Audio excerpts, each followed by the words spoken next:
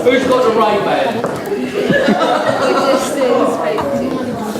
Right, I'd like to start by saying good afternoon, everyone. And on behalf of Sarah's mother, Mel, and my wife, Diane, Alex's parents, Ricky and Alison, can I say how delighted we are to welcome friends and relatives of both families to celebrate the marriage of Alex and Sarah.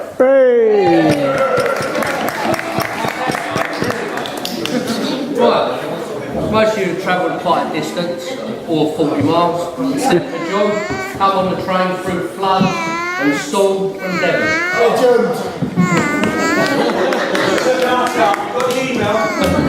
Anyway, thanks again for coming. We hope you all have enjoyed a good evening. Okay, I'd just like to say, what am I going to say? At this point, I would like to say, will you all spare a thought perhaps on friends? Yeah. That's my dad, Harvey Bill, Doreen and Art, Sarah's grandparents, my best mate Whit, and of course Alex's mother, Karen with an E. Okay? Not very good at this. In there. Where am I now? On page 4. Anyway, page 4, back to this page, right? Well, I must say, stunning you look, babe, today. The father and bride look absolutely stunning, mate. Right? Bit of a watch. Traditionally, it's like parrot fashion, this, isn't it? Traditionally, I should offer advice on marriage. You've been together now for approximately 5 years. You should say you've served your apprenticeship, know each other's likes and dislikes. What I will say is marriage is a 50-50 partnership. Don't ask me. I've been through one and got another one on the boil.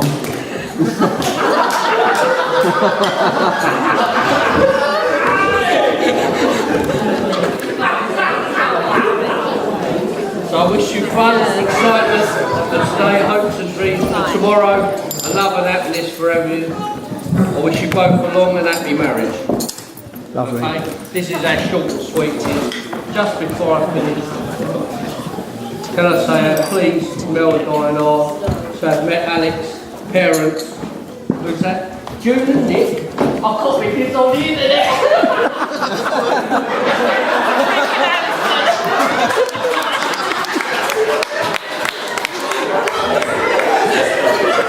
Rick and Alison.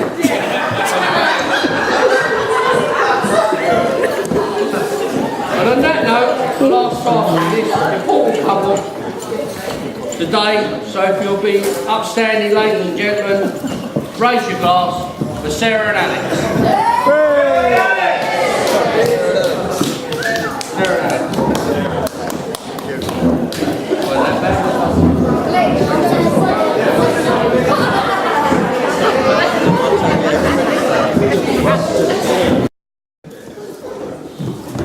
Hi everyone.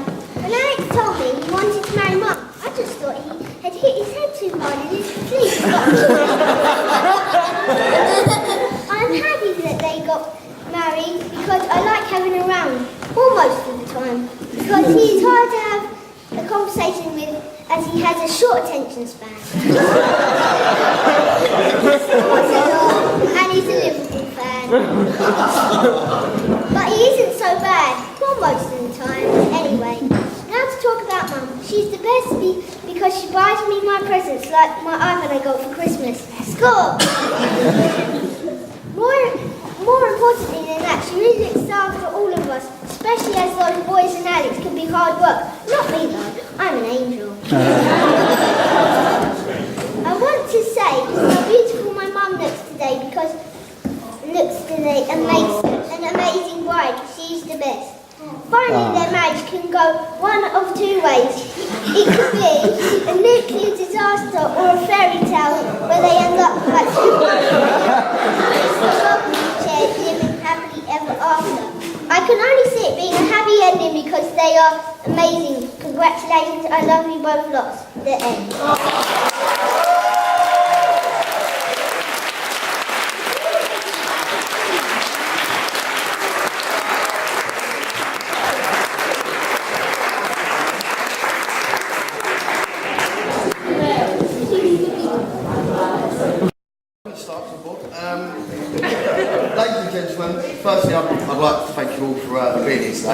means a lot to both of us.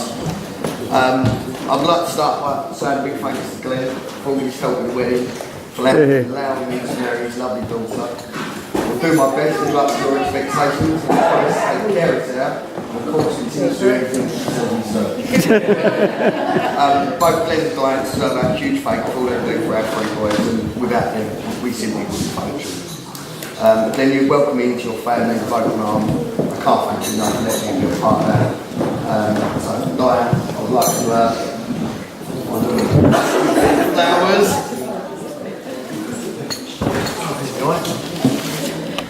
Let's hope then that I appreciate it.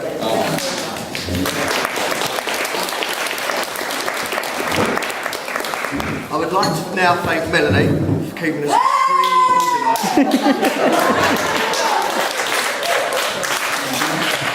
straight-headed throughout the wedding preparations right up to this point. Again, without your help, the wedding wouldn't be as special as it is today. So a big thank you to Mel for everything you do for us and our children.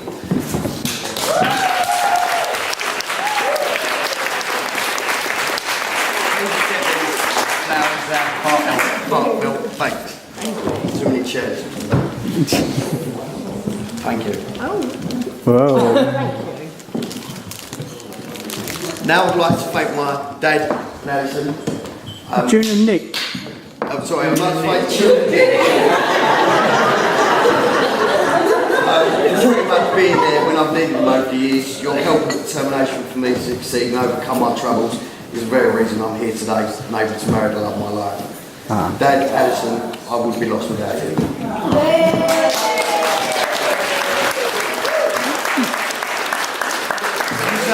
I talk to you. Dad. Uh-oh. I know today's not Hang on. You never ever talk to me without asking for something. Dad, I know today is a hard day for you, being exactly 15 years to the day since Nana's passing, but I hope now this can also be a very special day. It is. From now on, it's very special.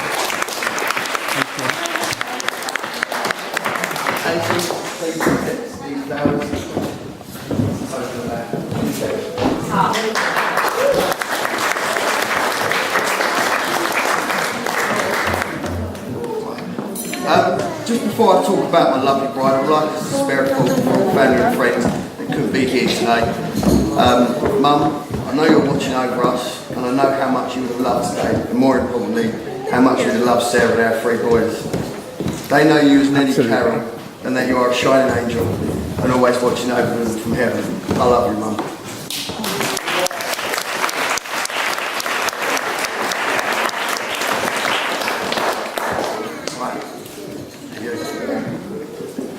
Sarah, wow. What can I say? You look absolutely amazing today. The second I saw you walk down the aisle, I was overwhelmed at how gorgeous you look. Darling, you are my rock, and I have to say, none of the same would have happened as you pretty much took care, well, you took care of everything.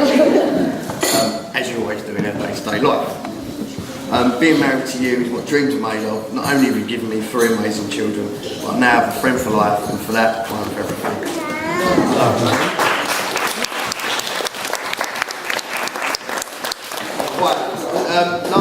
Pretty much lastly, I'd like to now mention to all the ladies here today, on each table there, on one of the name cards, there is a star sticker on it. If you happen to be that lucky lady, then the table centrepiece is yours for the taking if you wish to choose.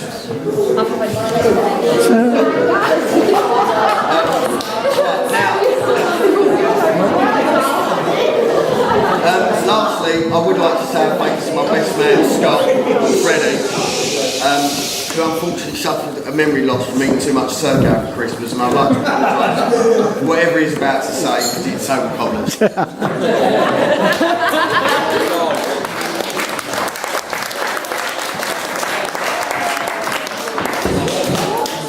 This is where the money is, ladies and gentlemen. For No, you know. Right. Everyone's going to go slower, faster. Right, firstly, again, I would like a round of applause for how beautiful Sarah's looking today.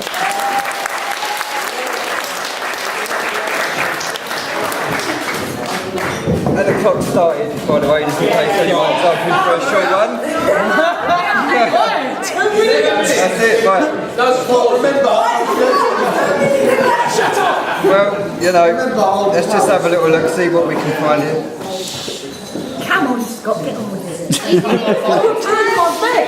Oh, you know. Oh, is it on time? Oh, sorry about that. Right, firstly, I mean, I met Alex about 28 years ago in Chigwell County Primary, when he had a lot more hair than that, when he was a young boy. Firstly, one thing you don't know about Alex, he once consumed 16 litres of Diet Coke in a week. So that's worth a little round of applause. So that's quite incredible. One of the first times that me and Alex went out was probably 1999, 2000 in the country club, where Alex, might not look at him now, but Alex was the last person on the dance floor without foul. And we spent all of our money and ended up walking all the way home. So you can probably remember that on many occasions. I'm not sure how many of you know this about Alex, but he is a hustler in the biggest sense of the fashion. Now, as a young boy, he was charging people 10p to record songs from the radio onto a cassette. Now, if you take it to inflation into part, that's more than what Apple charge now for a download. Now, I'm sure if Alex had had the internet back then, I'm sure the Apple sign would probably look something more like a little green leaf now, but I don't really know too much about it. So we can probably skip that. To me, as a best mate, you know, Alex is bossy, you know, he pretty makes me do everything. Excuse the language, but I pretty much am Alex's bitch, and I do pretty much wear the skirts as far as our relationship is concerned. One of the main things I'll tell you about him moaning, the only thing worse that he doesn't like getting up early in the morning is being wet and cold. And the worst thing I've ever seen of this is when Glenn invited us to go to the Harwich powerboat race, where he invited me and Alex to be as part of a rescue team. Now, if you've ever seen me and Alex out, rescuing anyone is not something that, you know, that's going to ever happen. Glenn's told us, don't fight the bumps in the wave, just go with them. Alex completely ignored it, and within about 20 minutes, slowed down, my legs are hurting, I'm cold, I'm hurting. By the end of the day, we are broken, absolutely broken. So Glenn said, oh, Alex, come on mate, pull us in at the shore now. So he said to him, how deep's the water over there? He's gone, just get over there, you Mary Ann. It's about 2 foot deep, that's fine. Alex jumped over, about 5 seconds later on he's appeared, got you paddling up, and I swear you never seen swearing like it. Didn't speak to anyone for about 2 hours. Honestly, apart from the mood aside, Alex is the most generous and sensitive person that you're ever going to meet in your life. And it's a credit to know you for all these years, mate. I'm honestly truthful with that. One other thing as well, which is... 2 hours, 2 minutes, 49. Me reading it. This is all just off the cuff. A lot of this stuff I don't want to read anymore. Because if I incriminate him, I'm incriminating myself, because half the times I've been out of him, so what do you do? And your daughter's here as well.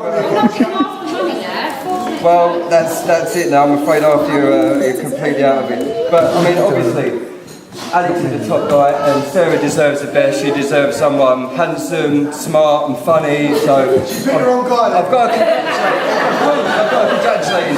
I cleared up his sick within 2 months ago. I just find it out, man. That's why I left it there. That is very true. I do like to clean. That is very true.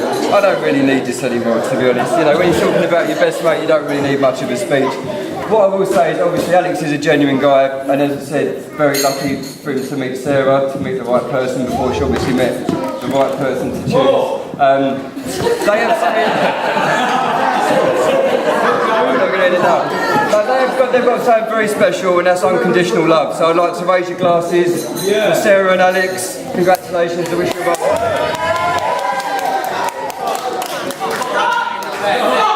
3 minutes.